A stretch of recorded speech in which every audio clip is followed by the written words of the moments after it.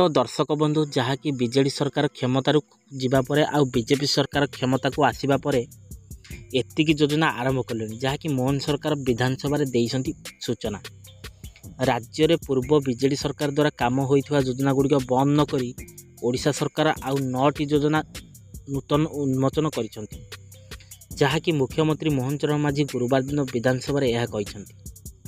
जहाँकि घासीपुर विधायक बद्रीनारायण पात्रंकर एक प्रश्न रे उत्तर मुख्यमंत्री मोहन चरण माझी प्रकाश करछंती जे नूतन सरकार ओडिशा रे नवीन पट्टनायक नेतृत्व रे पूर्व सरकार आरंभ होइथिबा कोनोसी योजना एपर्यंत भी बंद करि नाहंती। एपर्यंत योजना एवं अभिभाषण विभाग को कोनोसी योजना बंद करिया पई जहाँकि प्रस्तावर मोहर बाजी नहीं तथापि किछि योजनार परिवर्तन करा दैछि ना मात्र जहाँ सूचना दैछि। जहाँकि नूतन मुख्यमंत्री मोहन चरण माझी गृह रे उत्तर देइथिले जे राज्य में भाजपा सरकार आसवा द्वारा आरंभ होइथिबा नूतन योजना संख्या दर्शाई तथ्य स्थापन करथिले।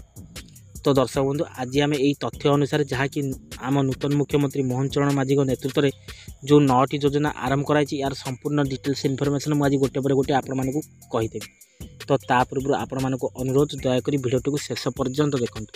आ जदि एबे ही प्रथम थर पर भिडियो को देखुंट ताहले भिडियो को गोटे लाइक कर दिंतु आ संगे संगे मनुआ नना मनी लाइट चैनल को एबे ही सब्सक्राइब करी पाखे आसवा घंटी बटन को ऑल दबाई नि।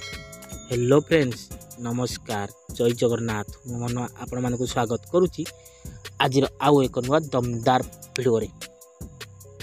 तो दर्शक बंधु जो 9टी योजना जहाँकि नूतन सरकार आसिया पर बीजेडी सरकार जीवा पर जो बीजेपी सरकार 9टी योजना उन्मोचन होईची तो सेही 9टी योजना कौन कौन आपण माने ध्यान सहित देखि नियंतु। जहाँकि योजना गुड़िक हो प्रथमे आमे जानिबा जहाँकि गोदा वरिष मिश्र आदर्श प्राथमिक विद्यालय जहाँकि सर्वप्रथम उन्मोचन कले। तो सेकेंड रे जदि 2 नंबर आमे देखिया श्री जगन्नाथ मंदिर प्रशासन पर कर्पस पांठी जहाँकि SJTA नाम जहाँकि उन्मोचन कर जोड़िए।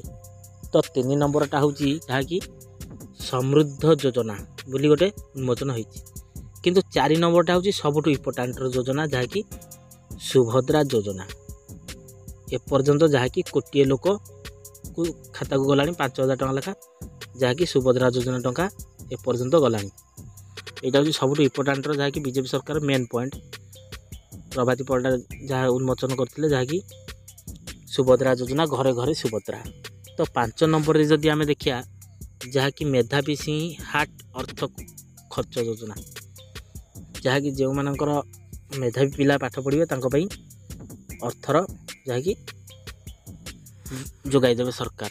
तो जहाँकि 6 नंबर रे होची ओडिया अस्मिता कर्पस पांठी जहाँकि 6 नंबर रे देखिबा आमे ओडिया अस्मिता कर्पस पांठी गोटे गठन करथिले। 7 नंबर देखिया जहाँकि अंत्योदय गृह योजना गोटे अंत्योदय गृह योजना है। 8 नंबर देखिए विकसित गाँ जहाँकि विकसित गाँ विकसित ओडिशा। 9 नंबर मुख्यमंत्री शक्ति विकास योजना तो जहाँकि बीजेडी सरकार जीवा पर बीजेपी सरकार क्षमता को आसिया पर यही 9टी योजना जहाँकि से उन्मोचन करिसंती आ जहाँकि योजना ना किसी परिवर्तन होइछि ना बाकी जहाँ जमती सेम रही।